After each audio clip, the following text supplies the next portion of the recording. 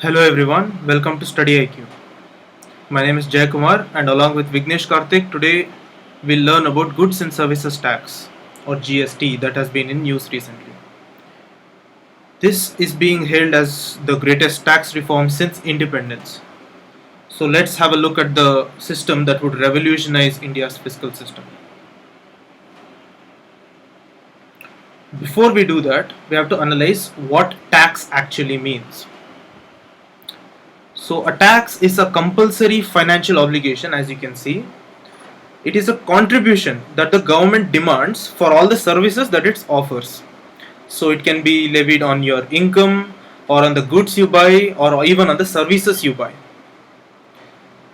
Tax is basically of two types, direct tax and indirect tax.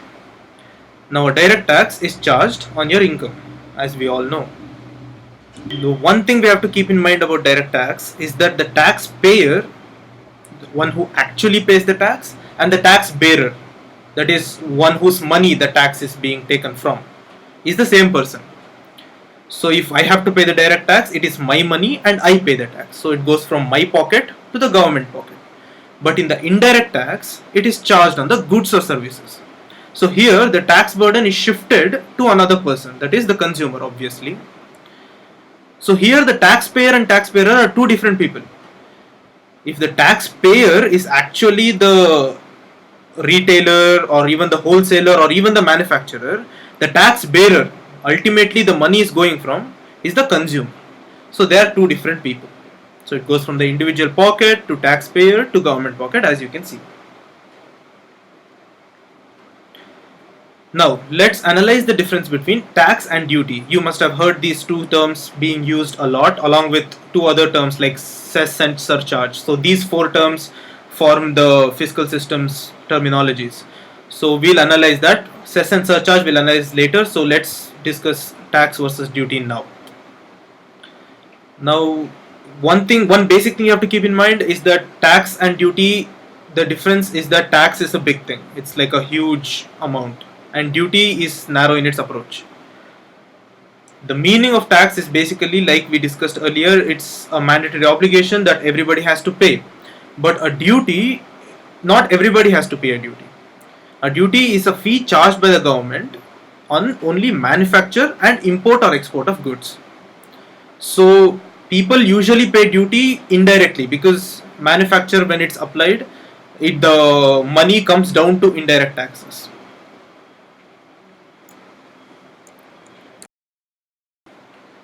So while a tax is a mandatory obligation, as we discussed earlier, that we pay to the government, a duty is just a fee charged by the government on manufacture, import or export of goods only.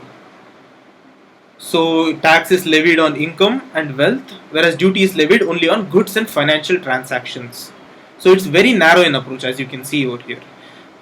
Tax consists of direct and indirect tax. Basically, all the majority of the money that the government receives is from tax. But duty is also a substantial amount, considering that there is customs duty and there is excise duty. Now you might hear these terms a lot without knowing what it actually means. So customs duty is a fee charged by the government on import or export of goods, while excise duty is the fee charged on manufacture of goods for consumption inside the territory of India. So it's called domestic consumption. So while excise duty is within the boundary of India, goods manufactured within the boundary of India, customs duty is not just confined to the boundary of India. For the goods that have been imported, customs duty you pay. So this is the primary difference. Let's move on to indirect taxes. Since GST is an indirect tax, we'll be dealing with indirect taxes. And these are the following indirect taxes that are really important. The central taxes, we have excise duty, service tax, countervailing duty, surcharge and cess, central sales tax. Whereas in state taxes also we have VAT, luxury, entertainment tax, taxes on gambling or wagering agreements as it's called, octroi or octroi, and entry taxes, also cess and purchase tax.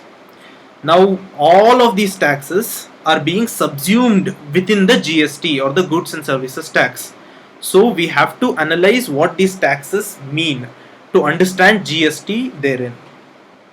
Now let's have a quick look and understand what some of these taxes mean, as it is very important for any government exam. We have SENVAT, which was introduced in the year 2000, and it's levied on manufacture of movable and marketable goods. Also, there is sales tax, which was introduced back in 1957, and sales tax, as we all know, is levied on a commodity which is produced and sold for the first time. So if you're actually selling the same commodity without processing it again, you don't have to pay sales tax. And excise duty, as we saw earlier, is nothing but an indirect tax. It is levied on goods which are manufactured in India, and it's meant for home consumption only.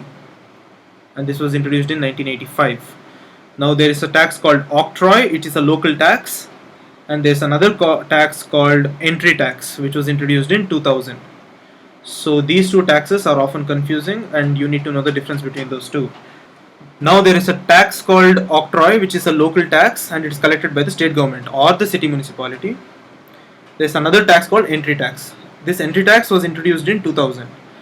While entry tax is paid when the goods move from one state into another, and it is levied by the recipient state. So all the states that the good moves throughout its journey, entry tax is paid there.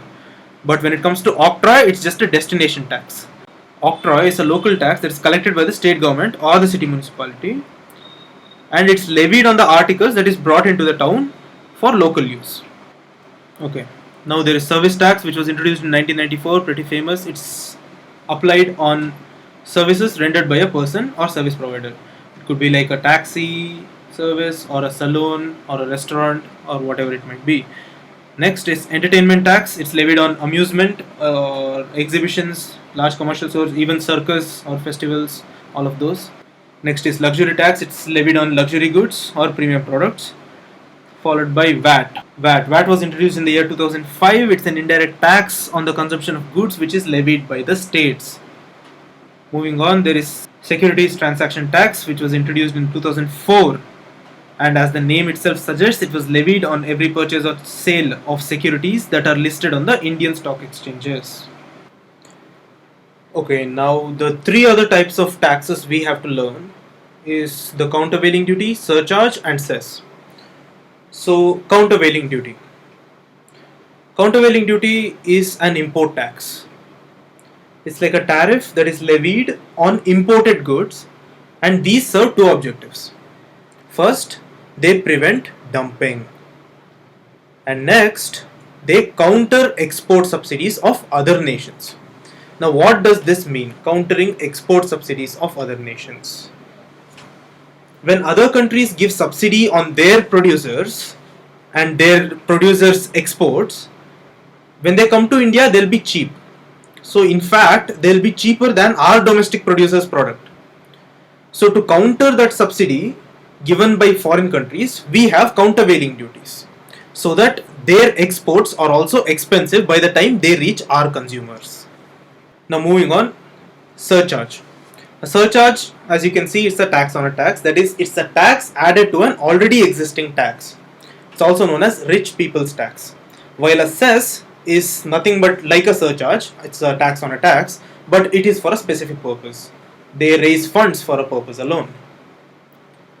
Now, to give you an example about what a surcharge is. Suppose my income is 100 rupees. My taxable income comes down to 100 rupees. If the tax rate is 20%, I have to pay 20 rupees as tax. But surcharge, if the surcharge rate is 10%, the 10% will not be levied on the 100 rupees, but on the tax, that is 20 rupees. So, the 10% of surcharge that I have to pay is on the 20 rupees, so it comes down to 2 rupees. Now, while we are dealing with cess, both the situations exist. There is a cess that can be applied to taxable income, and there is also a cess that can be applied to services, such as a saloon bill or a restaurant bill. So when it comes to cess, we have two situations. While the education cess is calculated on the tax, the Swachh Bharat cess is calculated on the value, the total value of the service. Hi friends, we hope you are clear now to an extent about how the Indian tax system has been functioning till date, and then a few kinds of taxes. So let's move on to GST, the goods and services tax. The GST and VAT have a few similarities, and then in a sense GST can also be called an extension or the next stage of VAT because of those few similarities. So I've broken down the definition of GST to 4 points. So let's go one by one. GST is a value added tax levied at all points in the supply chain. So, like value added tax, GST is also applied or calculated on the value addition at each stage of production. And then, which means tax paid by the previous person in the supply chain will be discounted, and then the tax is paid only on the value addition by the person in the supply chain next.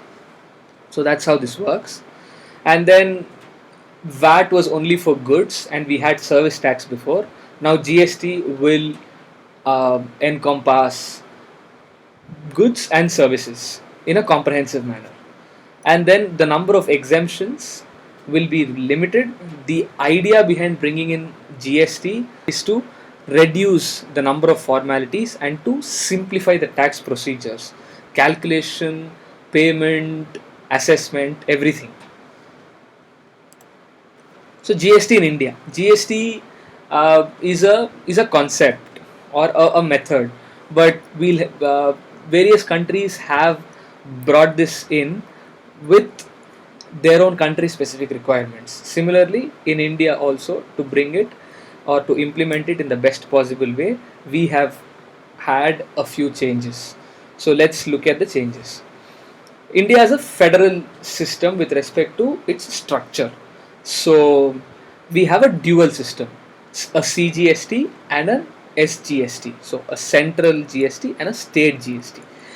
The central GST will be levied by the central government and the state GST will be levied by the state government. But both these have one thing in common, which is the principle called the destination principle. Destination principle is very simple, like the name goes. The tax is calculated and collected and retained in the place of sale, not at the place of origin. So instead of point of origin taxes, now it is point of sale taxes. So for example, if there are a few goods that are moving from Punjab to Haryana for sale, the taxes will be collected if the goods are sold in Haryana. Next, moving on, based on this principle, the exports will be zero value exports, and then imports will attract a tax in the same manner as the domestic goods and services. The rate given here is IGST. I will come to it in a moment. And then interstate supplies within India will attract an integrated GST. So IGST is nothing but CGST plus SGST of the destination state. So interstate supplies and imports will be on the rate of IGST. I will give you an example again. If we are importing goods to Punjab from America, then the rate of those particular imports will be CGST plus SGST of Punjab by 2. So it's simple. So because of the destination principle now, the states where goods originate will be losing some sort of revenue. So how do we counter that sudden shock of loss of revenue? So for that, the government has planned to levy an additional tax of up to 1%. The revenue generated out of this will be assigned to the origin states. So initially it is planned for a period of 2 years. It can be longer, but that will be based on the recommendations of the GST Council. Now I've just picked up few dates to help you understand the process as to how GST has come to force. So in the early 2000s, the VAT has come to India. So in 2006 and 7, the financial year, the finance minister had proposed the introduction of something on the lines of GST. So it was just a proposal. And in 2008, there was a consensus that there will be dual system, the CGST and the SGST. In 2011, the Constitution Amendment Bill was tabled in the Parliament, and after 5 years, in 2016, the bill has been passed and presidential assent has been given, thanks to all the political parties who have supported the bill.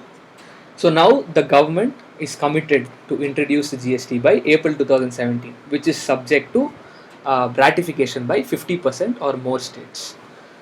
A trivia question again for which might come in one of your exams is that Assam is the first state to ratify GST. So the assembly and the cabinet under Mr. Sarbanand Sonowal has ratified the GST first. So let's move to the salient features. The first feature is a very simple, rather a technical feature, that the power to make laws will be with the central government for interstate trade and commerce. So this has been mentioned in the constitution. I've mentioned the articles, Article 301 to 307. So it's a very constitution based rule.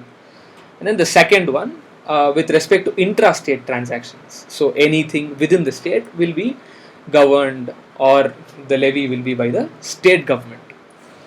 And then the center, like we discussed before, the center will levy IGST on interstate supply of goods and services. This has been discussed earlier. And then imports also will be on lines of the IGST. There is a small, an exception, if I may say here, that basic customs duty. So there are a few taxes that the GST has not subsumed in itself. So there are a few exceptions. Those taxes will continue to exist. So one of those very few taxes are the basic customs duty. So basic custom duty will still be added to the imports, and then the IGST. Moving on, entertainment tax by the state or by the center will be subsumed within the GST, but the entertainment tax imposed by the panchayat or the municipality, or let's say the local self-government, will not be subsumed. So they will continue to exist. GST might be levied for the sale of newspapers. This will definitely increase the revenues for the government, but this also might be seen as a blow to the reach of media, etc. So that is a debatable or a sensitive point. So for now, it might or might not be levied. Stamp duties. Stamp duties have always been levied by the state governments, and they will be continued to levy by the state government. Who administers all of this? The administration is by the GST Council, which is the supreme body. The members of the GST are again very, very simple to remember. They're just the finance ministers of both state governments and the central government, the MOS and the finance minister of Assam, every other state. Moving on, I've taken an example to help you understand as to how GST works. So under the current system, in the given example, if both VAT and GST are 10% and the excise duty is 12%, these are our assumptions, we or the customer, the end consumer, ends up paying 37 rupees to the government. But if the GST comes in the same example, the customer, the end consumer will only be paying 25 rupees. So there is a 12 rupee difference. So where is this 12% coming in? Like I told before, GST also follows what VAT followed in terms of taxing on the value addition at each stage. But the 12 rupees comes because of something called the excise duty here. There's something called the excise duty which makes all the change. So this is subsumed in the GST. So under the GST system, there will not be any sort of an excise duty. So in this way, the GST prevents double taxation, or having many taxes over one particular activity. So is this cascading effect or no? So there is quite a few people call this cascading effect. Going by the literal definition, this is not really cascading effect. So I will, taking the same example, I will help you understand how cascading effect generally works. So let's say there is supplier price of 100 rupees and manufacturer's price is 160 rupees. So both under GST and normal existing tax system, there is 10 rupees tax here and there is 16 rupees tax here, and then 10 rupees tax and then 16 rupees tax. But here there's only 6 that is being paid. So tax is paid only on the value addition. But what cascading effect would mean is, if I charge this person 10 rupees and this person 16 rupees instead of 6 rupees, This is called cascading effect. So when I ask him to pay for the final price of 160 instead of the value addition of 60, that is called cascading effect. However, what GST does is it eliminates more number of taxes and just brings in one common tax rate of say 10% according to this example. So this is the difference. And now finally let's move on to the advantages. The first advantage, I've highlighted two phrases: single market and movement of goods. So first let me talk about single market. Now India has different tax rates at different states, and then different states have different kinds of taxes, not just tax differences in tax rates, but also the differences in the kinds of taxes. So there are many number of taxes and many regulations and stuff. Under once GST comes in, this will be simplified to a great extent. So India will essentially become a single market with a few rates, say one IGST, one CGST, one SGST. So that's how it will come down, and then this will reduce the cost and time on the movement of goods. So how will it reduce the cost? We've seen in the example as to how it will reduce the cost and how it will reduce the time. I will tell you. There is a report which says that the lorries that transport goods almost spend 6 hours in a day or to get the clearances while they move from one state to another. So, like we've seen before, the entrance taxes will get abolished.